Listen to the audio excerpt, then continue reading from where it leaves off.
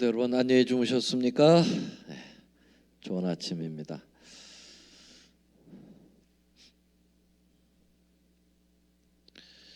네, 오늘은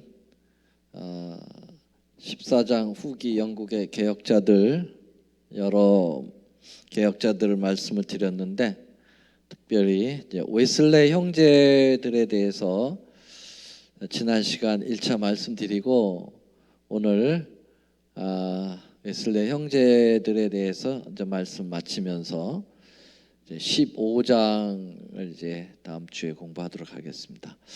자, 먼저 우리 하나님 말씀 잠깐 읽도록 하겠습니다. 디모데 후서 2장 22절 23절입니다.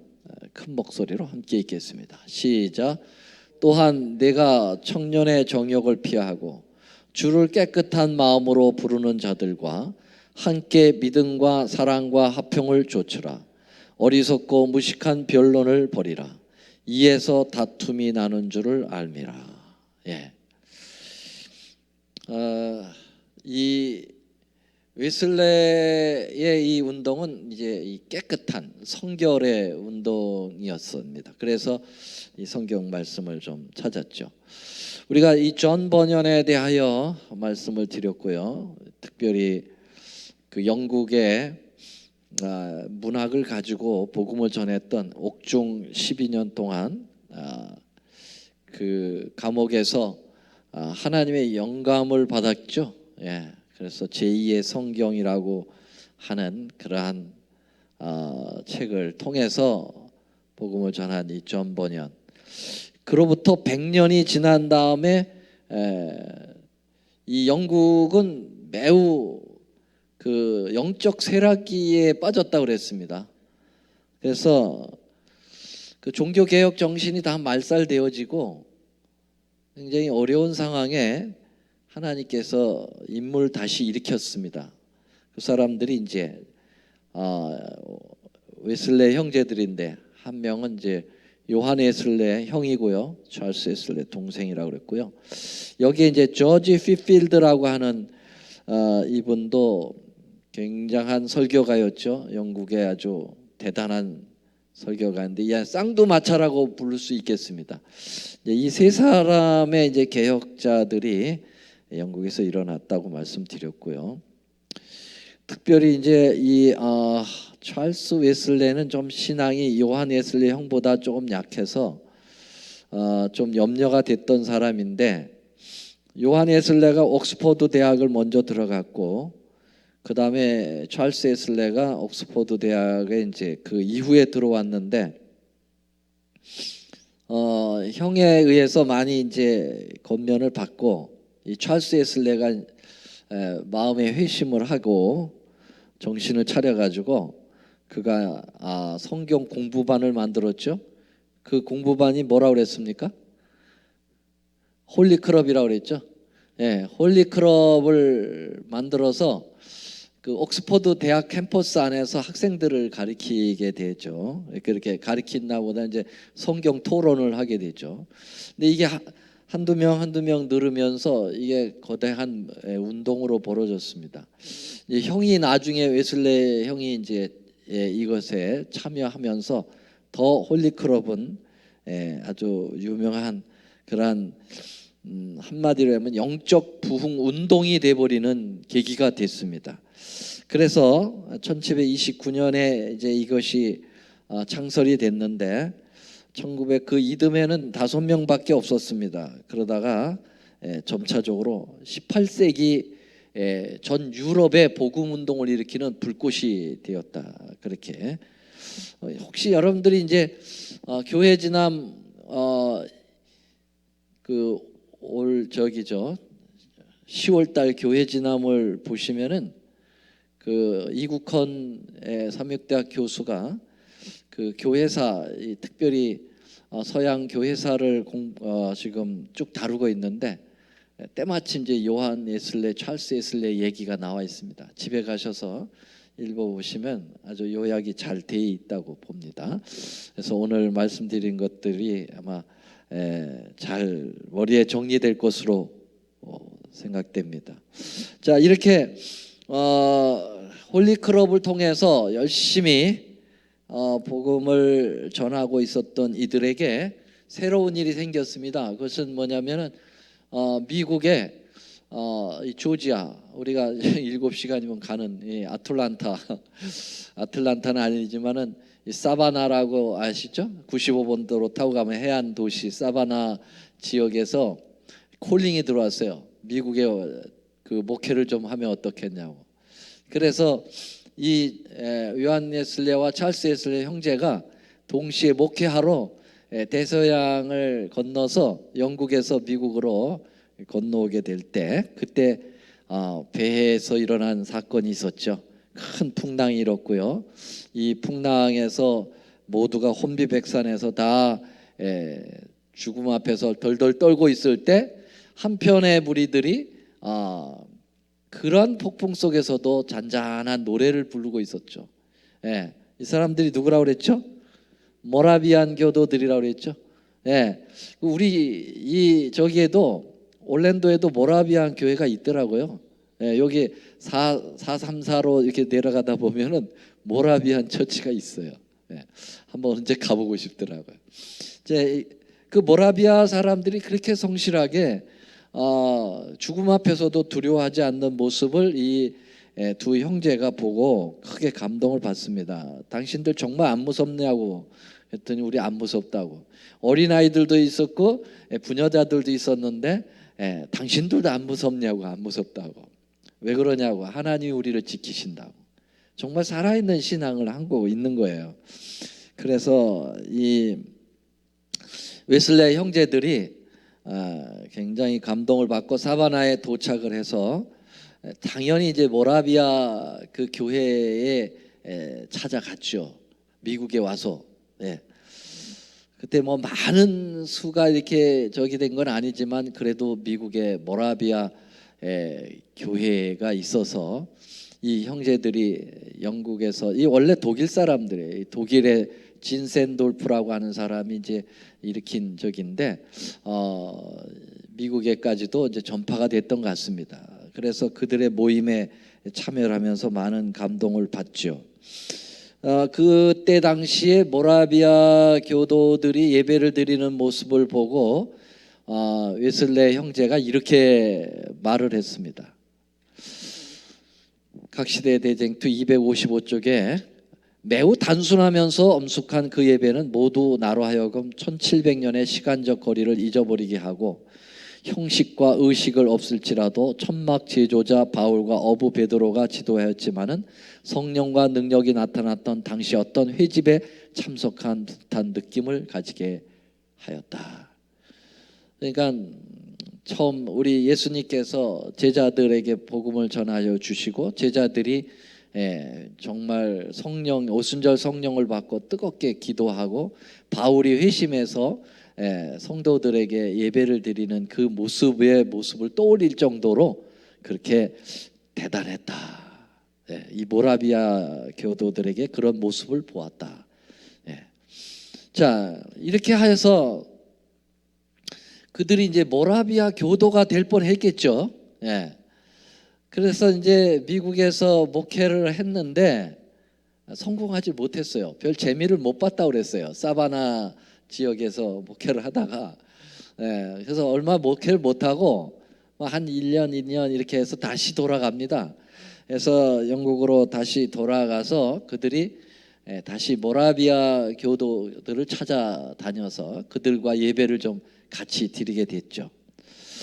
그때 그 웨슬리 형제가 회심을 하게 되는데 특별히 그 모라비아 교도의 전도자의 교훈 아래 성경상의 신앙을 가지고 그들이 그 어떤 낭독문을 낭독하고 있었는데 그 낭독문에 굉장히 마음에 뜨거움이 왔다 그랬어요. 그러니까 특별 회심이 이제 있게 된 건데요.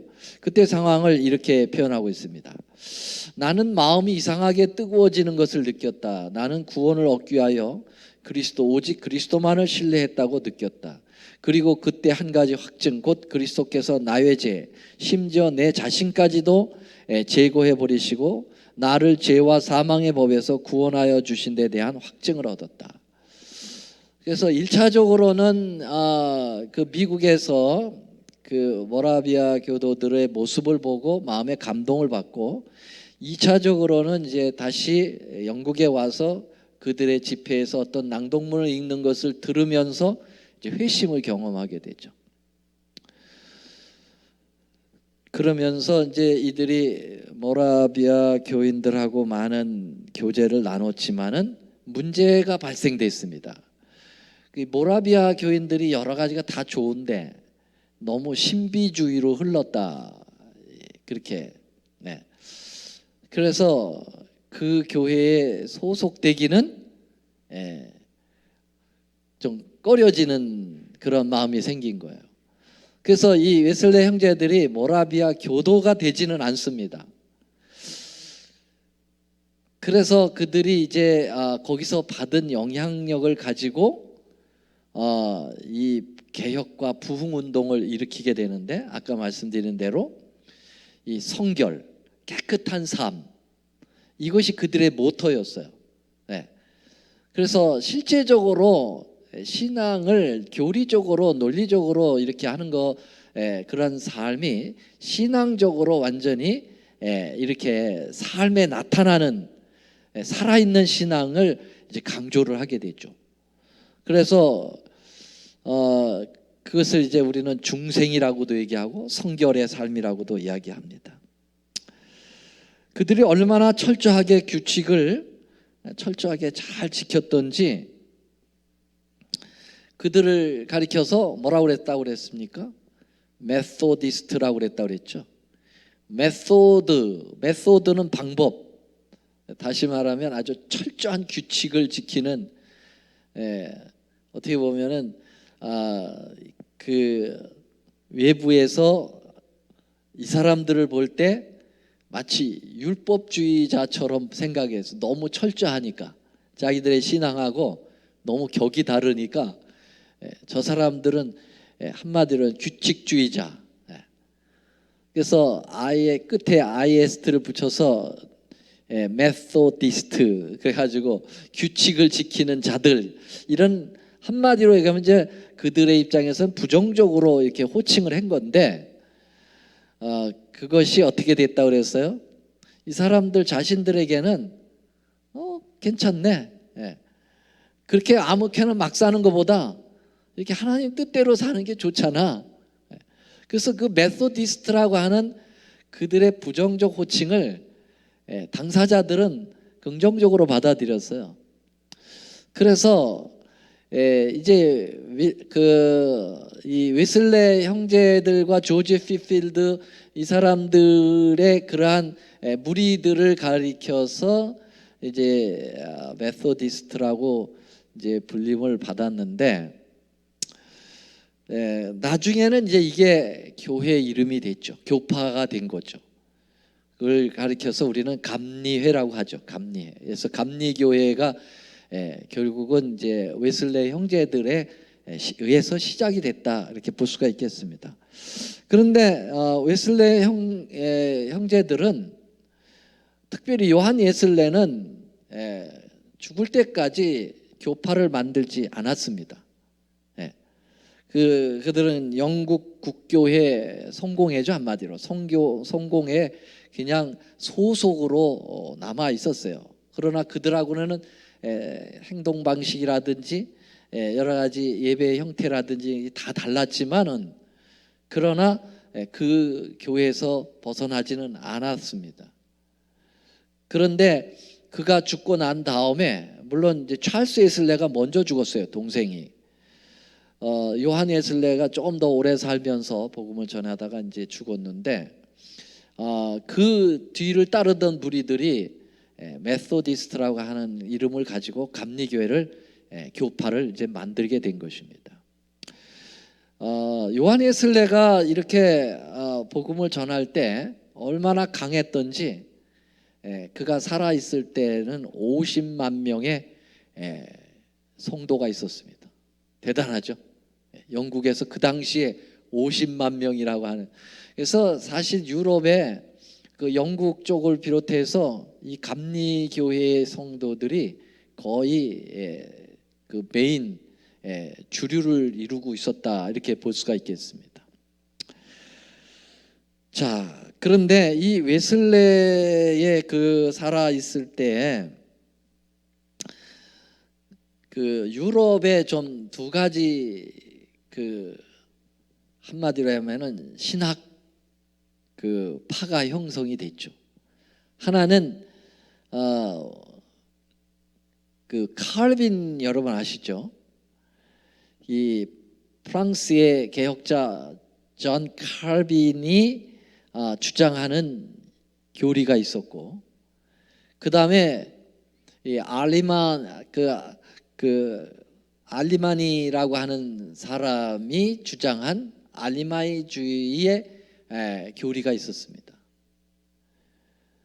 그 사람은 화란 사람이었는데, 이 사람의 교리하고 이 캘빈의 교리하고 양대 그러한 라이벌적인 그러한 신학 구조를 가지고 있었어요. 근데 이 칼빈이 주장하는 것하고 알리마니가 주장하는 이 두 가지가 뭐냐면은 여러분들이 잘 아는 예정론하고 예지예정론이에요. 칼빈은 예정론을 주장했고, 이 알리만 이 사람은 예지예정론을 주장했는데, 이 당시에 그 칼빈의 영향력이 굉장히 컸잖아요. 칼빈이 웨슬레보다 훨씬 전에 100여 년, 한 200년 전이죠. 이전에 사람이었고, 미리 벌써 신학 구조를 갖춰 놓았기 때문에 그 영향력은 지대했습니다. 근데 이 예정론에 폐해가 많아요. 이 예정론은 이제 조금 이따 제가 조금 설명을 드리겠습니다만은 이미 구원받을 자를, 또 멸망받을 자를 하나님이 선택을 해놨기 때문에, 예정을 해놨기 때문에 뭐가 문제가 생기냐면은 율법에 대해서 그렇게 중요성을 느끼지 않는 거예요. 그래서 율법 폐기론 같은 게 이 칼빈의 예정론에 그러한 영향을 받아서 영국에도 팽배해 있었어요. 근데 웨슬레가 이건 아니다, 어떻게 그럴 수가 있냐, 하나님의 율법이 왜 폐기될 수 있는가, 그것에 대한 강력한 반대를 하면서 율법 무용론의 교리를 전적으로 저항을 하게 됩니다. 그래서 그 웨슬레를 따르는 이 감리교회들은 어디 쪽으로 합니까? 이 장로교회하고는 전혀 다른 예지예정론 쪽으로 이제 가게 되죠. 다시 말하면 알미니안주의 쪽으로 흐르게 되는 것입니다. 자, 그러면은 이 두 가지 이 신학 구조를 여러분들이 뭐 신학생이 아니기 때문에 깊이는 연구 못할지라도 개략적으로는 알아야 돼요. 왜냐하면 우리 재림교회가 바로 이 웨슬레가 따르고 있던 이 그 알미니안주의를 우리 재림교회가 고수하고 있기 때문에 그렇습니다.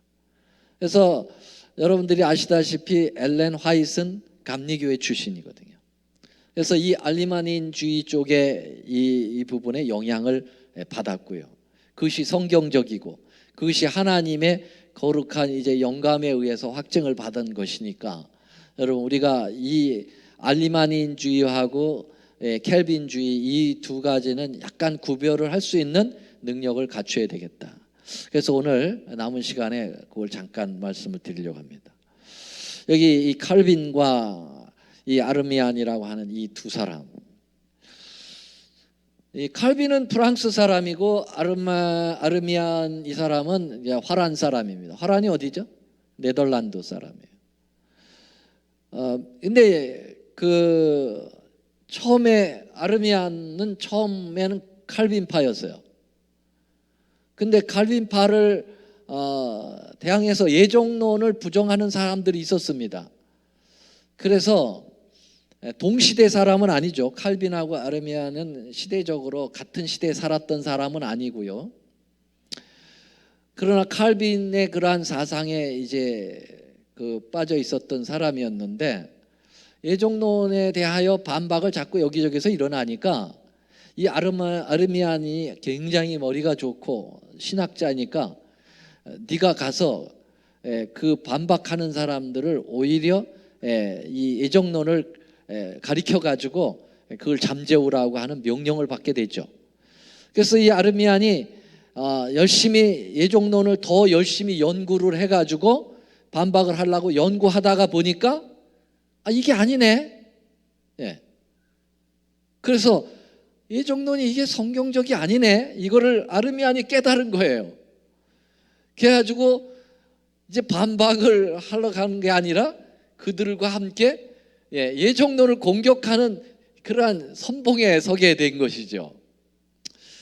그래서 아르미안이 고생 많이 했습니다. 여러분, 그 칼빈 이 주의의 사람들이 얼마나 강성인지요. 재밌게도 로만 캐토릭이 하는 짓을 그대로 따라서 한 거예요. 다시 말하면 교리를 따라서 한 게 아니고 자기하고의 사상이 맞지 않으면 종교 재판을 해가지고 정죄를 해서 죽였다는 거죠. 그건 캐토릭만 한 줄 알았어요. 근데 여러분들이 아시다시피 칼빈이 그 일을 했어요.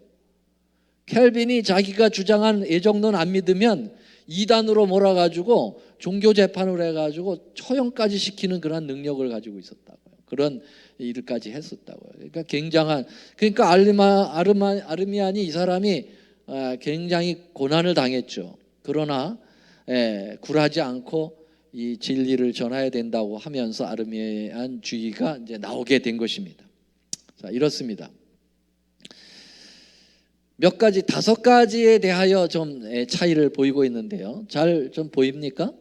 좀 작아서 죄송하지만 타락에 관해서 인간이 어떻게 타락하느냐. 칼빈주의는 전적으로 타락한다. 인간은 전적으로 타락했기 때문에 죽은 상태이고 구원에 관한 전적으로 무능력하다. 그러므로 하나님께서 죄인에게 믿음을 주셔야 믿는다. 구원 얻는 믿음은 하나님의 것이다. 이렇게 주장을 하고 있습니다. 큰 문제 없는 것 같아요. 이 부분에 대해서. 알미니안주의는 자연적 무능력입니다. 여기서 이제 나오는 게 뭐냐면은 자유의지를 주셨다라고 하는 것을 주장합니다. 칼빈주의는 자유의지에 대해서는 빈약합니다. 인간에게 선택할 의지를 주시지 않았다는 거예요. 근데 알마니주의는 하나님께서 우리에게 자유의지를 주셔서 인간의 전적인 타락은 인정하나 하나님께서 선행은 은총으로 인간 안에 복음을 듣고 반응할 수 있는 자유의지를 주심으로써 회복시켜 주신다. 이렇게 하고 있습니다. 여러분들이 대략 들어도 어디가 옳다는 걸 금방 알 수 있을 거예요. 그만큼 예정론이 엉터리인데도 지금 장로교회는 아직도 이 예정론에 대하여 조금도 굽히지 않고 있어요. 심지어는요, 칼빈을 이단이라고 몰아가는 사람도 많아요. 자, 두 번째, 선택에 관하여서 칼빈주의는 무조건 선택한다는 것입니다. 하나님께서 인간의 자유의지 상태 없이 하나님이 무조건 선택한다. 그래서 구원받을 자, 멸망받을 자가 하나님에 의하여 전적으로 선택된다. 그것을 뭐라고 하냐면 창세전에 택자와 선택과 비택자의 유기라는 것은 버림도 예정하셨다. 그래서 아예 인간이 태어나기 전부터, 창세전부터 구원받을 자와 멸망받을 자를 이미 선택을 했다는 겁니다. 이게 말이 돼요? 도대체? 자, 예를 들어서 우리 송인옥 집사님은 구원받을 자로 선택을 이미 하셨어. 창세전에. 저는 창세전에 멸망받을 자로 선택이 된 존재예요.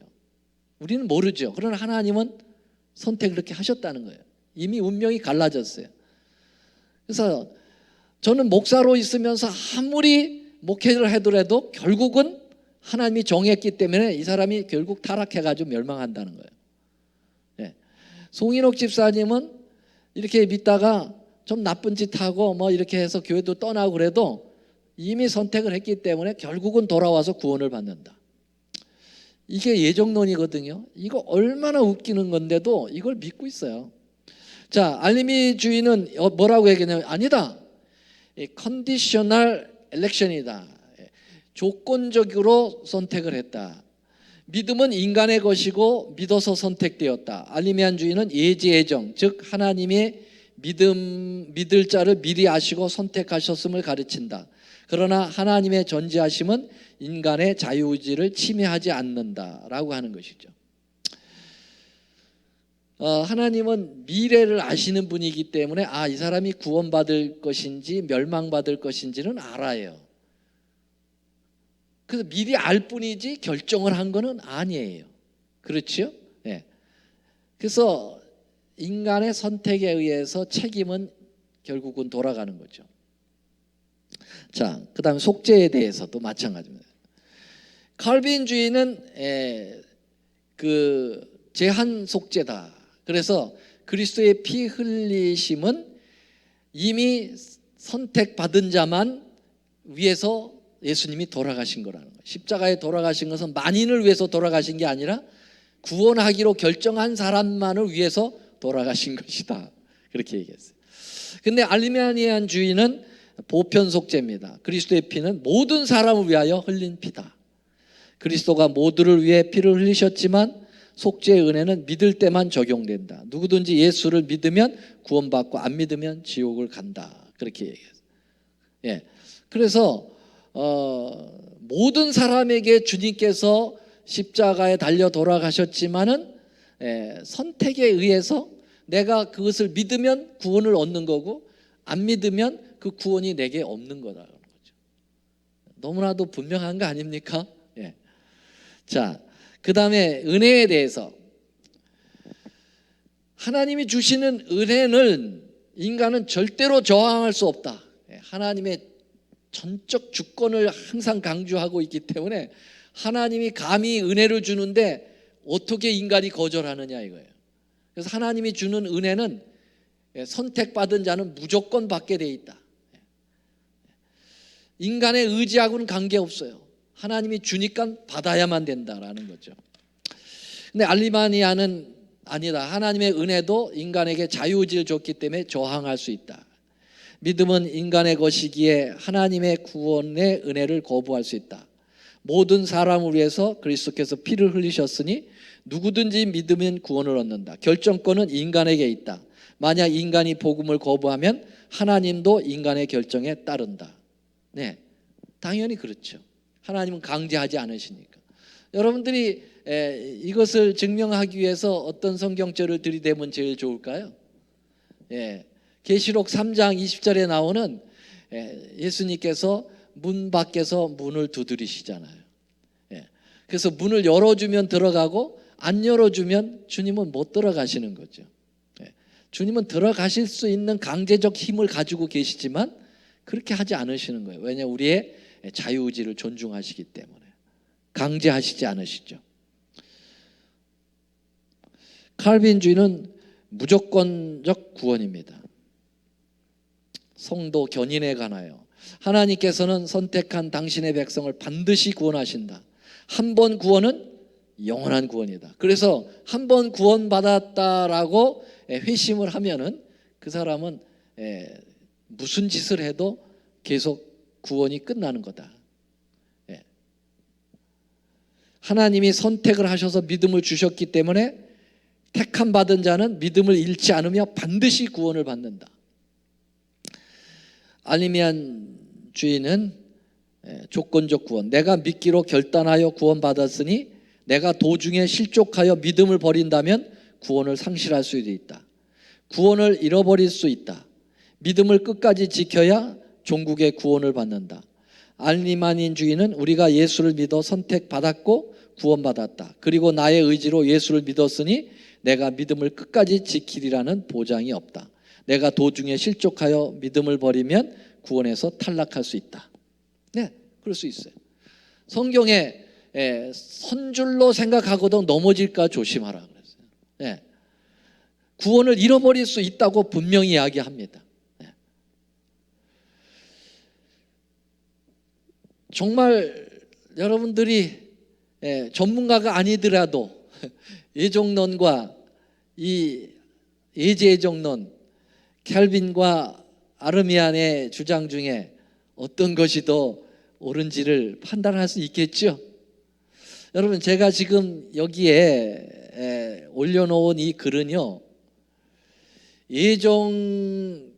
예정론을 주장한 사람이 정리해 놓은 것을 올렸을까요? 아니면 예지예정론을 주장한 사람이 정리한 것을 제가 올렸을까요? 여러분, 예정론을 주장한 사람이 정리한 것을 올려놓은 거예요, 제가요. 일부러. 이 사람들은 이렇게 놓고도 예정론이 옳다고 얘기를 해요. 그러니까 어떻게 정말 생각을 해야 될지 알지 못하겠어요. 그러면서 이 장로교회는 이 예정론을 아주 생명처럼 여깁니다. 예지예정을 주장하는 사람들을 아주 비성경적이라고, 차마 이단이라고 못하지요. 근데 이것만큼 이단적인, 예정론만큼 이단적 요소가 없어요. 원래 장로교회가 세니까 이단이라고 못하지만 뭐 카톨릭하고 다를 바가 없어요. 카톨릭은 물론 상당한 이단 요소가 더 많지만, 그래서 이 칼빈주의 교파들은 장로교, 개혁교회 이런 교회들이 주류가 되고요. 이 알리미니안주의 교파들은 감리교, 성결교, 구세군, 오순절교회, 일반 침례교, 그리고 우리 재림교회가 이 부류 속에 있습니다. 웨슬레가 바로 여기에 반항을 한 것입니다. 잘못됐다.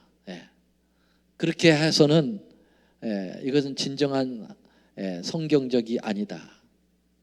그래서 웨슬레의 이 감리교회는 철저한 십계명에 대한 준수를 강조합니다. 그런데 어떻게 안식일을 이해를 못하는지 그건 또 아이러니한 문제예요. 그렇게 율법에 대하여 강조를 했음에도 불구하고, 그런데 옛날 웨슬레 감리교회하고요, 지금 감리교회의 그러한 저기는 많이 달라졌습니다. 웨슬레의 그 원조는 상당히 율법에 대하여 아주 존중했습니다. 물론 율법주의는 아니죠. 그런데 오늘날 감리교회는 거의 비슷하게 율법 폐기론으로 갑니다. 왜냐하면 안식일 문제가 해결이 안 되기 때문에 그렇습니다. 여기 웨슬레의 그 복음 활동에 대하여 이렇게 각시대댕투가 얘기합니다. 십계명이 포함되어 있고 선지자들로 말미암아 경고하여진 도덕적 율법은 주님께서 결코 폐지하지 아니하셨다. 그분께서 오신 것은 그 율법의 어떤 부분을 삭제하고자 함이 결코 아니다. 이 율법은 결코 폐할 수 없는 것이며 충실한 증거자로서 하늘에 굳게 설 것이다. 그 율법은 태초부터 있었는데 그것은 석판에 새기지 아니하였으나 모든 인류의 자녀들의 창조자의 손에서 나올 때 그들의 마음에 모두 새겨졌다. 이게 웨슬레가 그 당시에 주장한 거예요. 그럼 이것은 오늘날 우리가 주장한 거하고 똑같습니까? 네. 우리 재림교회가 이야기하는 거하고 너무 같죠. 하나만 더 보고 마치죠. 그러므로 율법과 복음은 가장 밀접한 관계가 있다는 것을 알 수 있다. 한편으로 율법은 끊임없이 복음을 위한 길을 만들어서 사람들로 하여금 그리로 가도록 지시한다. 그리고 다른 한편으로 복음은 항상 우리를 인도하여 율법을 더욱 정확히 성취시키도록 한다. 예컨대 율법은 하나님을 사랑하고 이웃을 사랑하고 온유하고 겸손하고 성결하기를 우리에게 요구한다. 우리는 그와 같은 모든 요구에 대하여 부족함을 깨닫는다. 그러나 우리는 사람으로는 불가능하지만은 이처럼 사랑을 주고 겸손하고 성결케 하는 하나님의 언약을 보게 된다. 우리는 복음 곧 기쁜 소식을 붙들게 된다. 그런데 그것은 믿음으로 말미암아 우리에게 이루어진다. 곧 율법의 의가 그리스도 예수 안에 있는 믿음으로 말미암아 우리 안에 완전히 이루어지게 된다. 얼마나 그가 정말 이 웨슬레의 그 사고 방식에 복음과 율법을 잘 조화시켜서 오늘날 우리 재림교회가 이야기하는 것을 그대로 이야기하고 있는지 몰라요. 이게 우리 교회가 주장했다고 하면서 이야기한 게 아니라 화이트 부인이 바로 그 웨슬레가 이러한 주장을 했다라고 하면서 소개한 것입니다. 각 시대쟁 때. 어쨌든 웨슬레 형제들의 그 영국 후기 종교 개혁은 매우 성공적이었습니다. 오늘 여기까지 말씀을 드리도록 하겠습니다. 감사합니다. 사랑의 아버지, 은혜를 감사합니다. 우리의 믿음의 선배들의 이 고귀한 신앙으로 인해서 오늘 우리에게까지 아름다운 복음이 잘 전수되어 오게 되었음을 오늘 공부하면서 배웠습니다. 아버지요, 여러 가지 어려운 상황 속에서도 우리에게 주신 하나님의 귀한 은혜와 사랑, 성결한 삶, 그리고 하나님의 거룩한 말씀과 율법이 우리의 삶 속에서 이루어지도록 도와주시옵시고, 그것을 통하여 우리가 더욱더 하나님께 가까이 나아가는 생활이 되도록 도와주시옵소서. 주의 말씀이 우리의 육비에 새겨지고 우리의 심령이 안에서 말씀이 작용되어 우리의 삶 전체가 성결한 삶으로 이루어지게 도와주셨기를 우리 구주 예수님의 이름으로 간절히 기도 올리옵나이다. 아멘.